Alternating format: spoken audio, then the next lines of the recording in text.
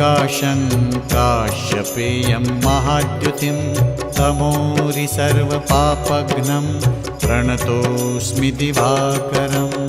ॐ ह्रां ह्रीं ह्रौं सः सूर्याय नमः। ॐ ह्रां ह्रीं ह्रौं सः सूर्याय नमः।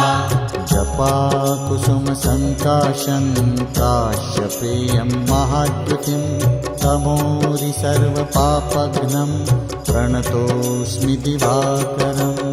ॐ ह्रां ह्रीं ह्रौं सः सूर्याय नमः।